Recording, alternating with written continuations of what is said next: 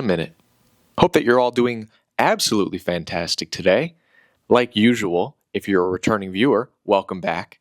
And if you've never seen my face, never seen one of my videos, my name is McKenna. I own a digital media company called Studio SB Creatives, and today I am making a video that I thought I was going to be able to make a month ago. But in life, unforeseen things come up and impede a schedule or, things that you think that you want to do that'll take a day or so, or a couple days, maybe a week. Sometimes you just hit unexpected roadblocks and things take you much, much longer than you anticipate. And getting into all that, I will also explain why I'm not sitting in my normal spot that I usually do for videos. So the reason that I'm making this video, and like I said, I wanted to make it a month ago, but I kept running into issue after issue after issue, and I finally have the issue figured out. I found a solution. It's not the solution that I wanted, but it is a solution, and either way, I'm very excited to share with you what I've done. So as a photographer, there's a lot of ways to share your work. You can post it on social media, you can display it in a gallery, and honestly, one of the best things I think I've ever done as a photographer is actually print out my work and put it on the walls in my house. Something about seeing it on a computer screen or on a phone, it looks good, it looks cool, but there's so many other works around it. If you're scrolling through Instagram and you have curated your algorithm like I have, it shows me nothing but photography and videography. And, I'll look at my photos in my Lightroom and be like, that's a good photo. And then I'll post it. And then the algorithm will pick up things that are very similar to my work. And in a lot of cases, I start judging myself and I start thinking like, oh, I thought that was a good photo, but in comparison to, this other photo or this other photographer, my photo is not that great, or at least that's what I think. And that doesn't make it true by any stretch of the imagination. But when your work is shared on social media, it's shared on the internet, there's a lot of other influences that can impact how you see your own work. However, when I actually print out my pictures and I put them on the walls in my house and there's nothing else around them besides my own work, I view them differently. They look different. They look better. They look like they belong there. There's no other photographer. There's no other works that they're constantly being compared to.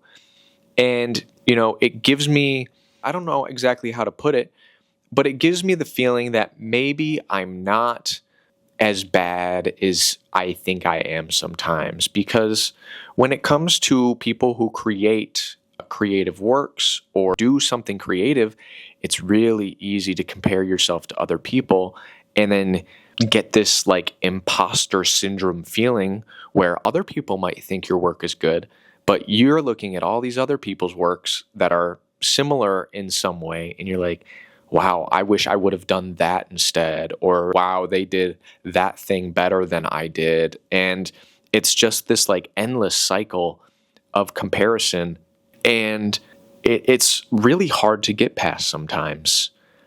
And seeing especially my works from Europe, the photos that I got there, even when I got back, I wasn't entirely impressed with them, especially in comparison to other people's photos.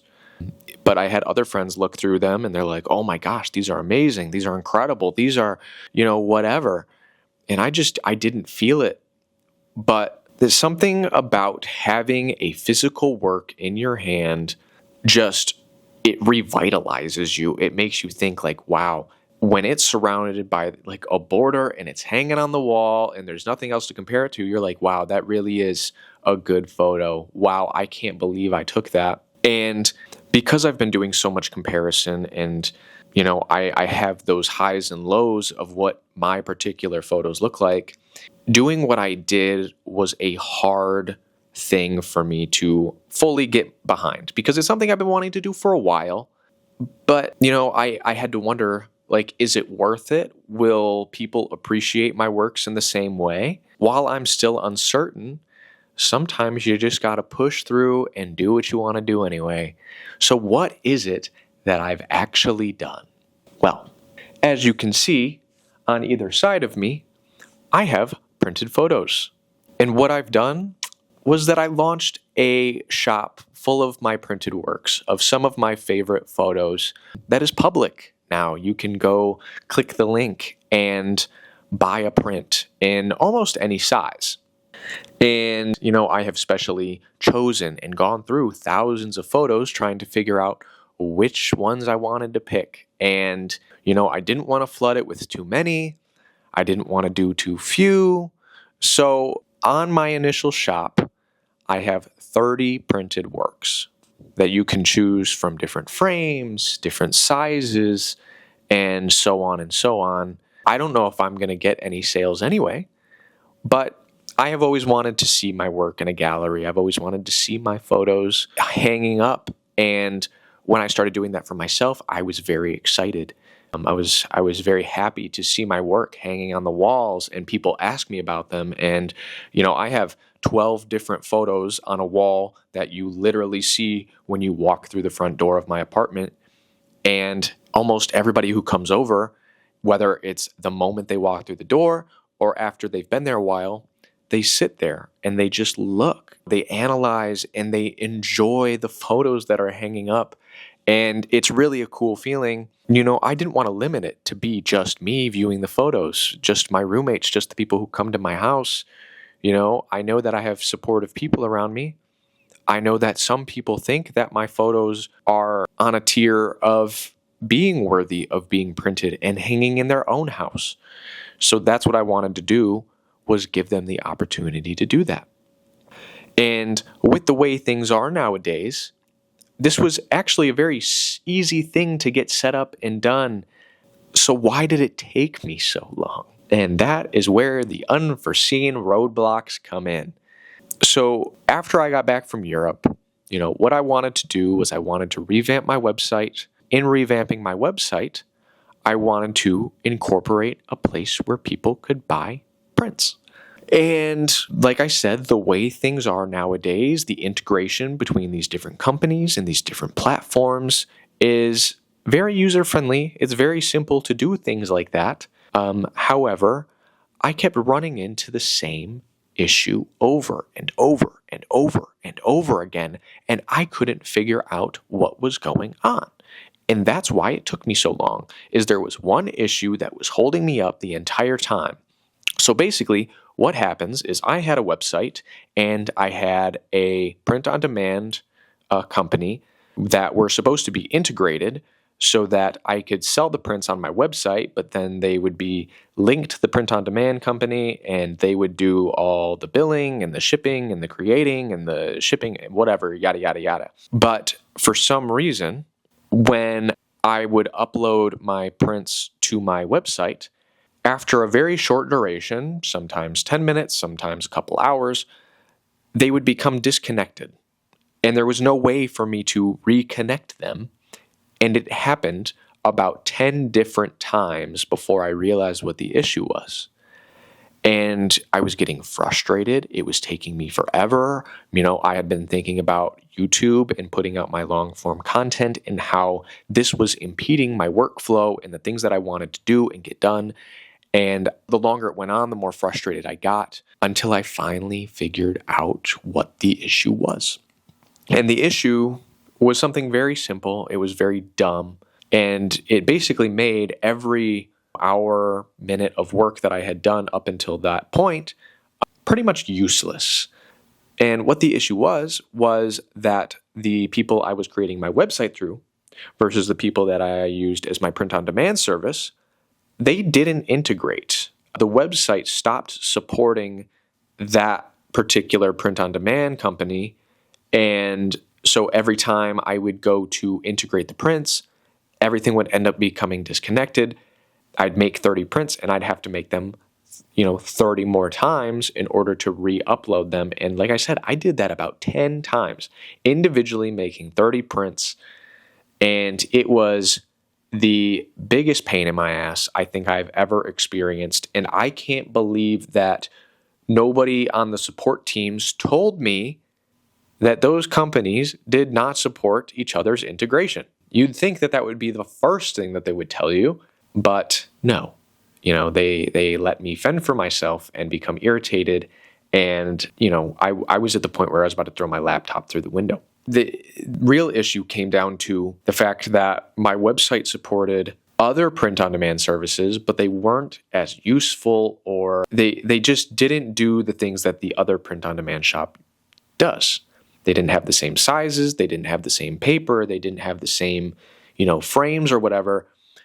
And it was heartbreaking for me to figure out that they didn't work together, because I had built everything for my prints on one website, and I had all my photo stuff for me on the other website that I was making, and I had no way to merge them.